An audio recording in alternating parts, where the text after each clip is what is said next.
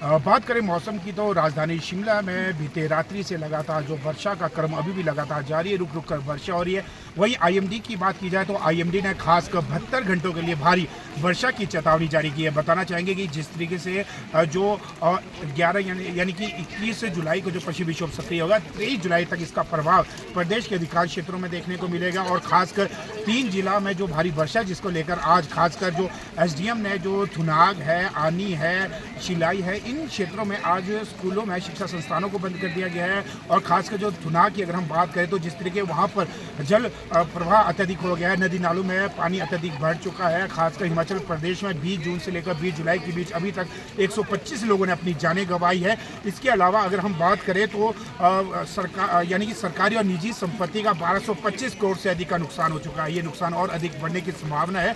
और खासकर जिस तरीके से आज भी जो चंबा में एक चट्टान गिरने से दामाद और जो बेटी की मृत्यु हो चुकी है, लगातार जो लैंडस्लाइड का क्रम है लगातार जारी। मैं अपने सहयोगी से चाहूँगा कि कुछ यहाँ की तस्वीरें दिखाई जाए जिस तरीके से ऐतिहासिक रिज मैदान पर लगातार जो वर्षा है वो हो रही है और बीते शाम से लगातार जो वर्षा का क्रम है लगातार जारी है। अगर देखा जाए जगह जगह पर जो सड़क मार्ग अवरुद्ध है जिसके चलते अधिकांश जो सड़क मार्ग बाधित होने के चलते लोगों को भारी परेशानियों का सामना करना पड़ रहा है। खासकर शिमला नालागढ़ सड़क पर जाठिया दीबी में लैंडस्लाइड हुआ जहाँ पर 3 घंटे से अधिक ट्रैफिक जाम की समस्या देखने को मिली। कुल्ली के सैंज में NH5 में भैराखड्ड में सड़क बाधित हुई है। इसके अलावा आनी के लंडारू डीम के पास बारिश होने से बाद वाटरफॉल का नज़ारा सामने आया है।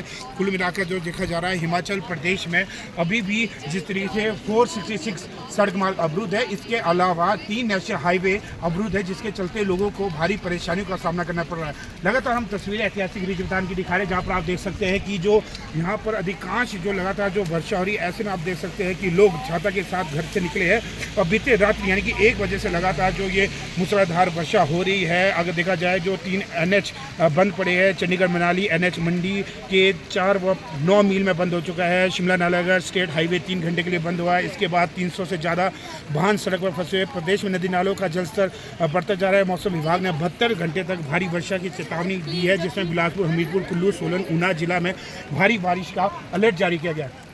अगर देखा जाए जिस तरीके से जो लगातार जो पहले हिमाचल प्रदेश में पर्यटक यानी कि पंजाब, हरियाणा, चंडीगढ़, राजस्थान, गुजरात व अन्य राज्यों से लगातार जो पर्यटक हिमाचल प्रदेश घूमने आ रहे थे, लेकिन लगातार हिमाचल प्रदेश में जो लैंडस्लाइड हो रहा है जिसके चलते अब नाम मात्र ही जो पर्यटक है वो हिमाचल प्रदेश में आ रहे हैं। लेकिन सबसे बड़ी जो समस्या है वो बागवान और किसानों की। खास अगर सिराज विधानसभा क्षेत्र की हम बात करें तो 30 जून को वहाँ पर जो बादल फटे थे जिसके चलते अभी भी वहाँ पर लगभग 14 सड़क मार्ग अवरुद्ध है जिसके चलते किसान और बागवानों की चिंताएं जरूर बढ़ी है। हिमाचल प्रदेश में 70% से अधिक किसान और बागवान है। ऐसे में खासकर जो सेब का तोड़ान हो रहा है उसके बाद मंडियों में पहुंचाने की समस्या पड़ी है। बंद गोभी की बात करें या अन्य मौसमी सब्जियों की बात करें तो किसानों और बागवानों की जो सब्जियां हैं वो बगीचे में सड़ रही है। ऐसे भी जिस तरीके से लोगों ने इस बार अपने घर को खोया है, ज़मीनें खोई है, बगीचे खोए हैं, लेकिन जो कुछ किसानों की थोड़ी बहुत ज़मीन बची है उसमें भी जो फसल है चाहे सेब हो या गोभी या अन्य सब्जियाँ, उन किसानों को यह चिंता सता रही है कि मंडियों तक वो कैसे पहुँचाया जाए।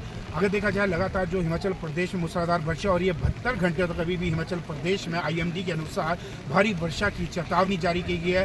खासकर प्रशासन की ओर से सभी लोगों को एहतियात बरतने की सलाह दी है तथा कहा गया है कि वो नदी नालों की तरफ ना जाए क्योंकि जब नदी नालों की तरफ जब वर्षा होती है तो जल स्तर अत्यधिक बढ़ जाता है जिसके चलते वहाँ जाना किसी जोखिम से कम नहीं। ऐसे में खासकर जो आपदा क्षेत्र है, खासकर जिन क्षेत्रों में लैंडस्लाइड अत्यधिक होता है, प्रशासन की ओर से वहाँ पर साइन बोर्ड भी लगा दिए गए हैं ताकि वहाँ न जाए।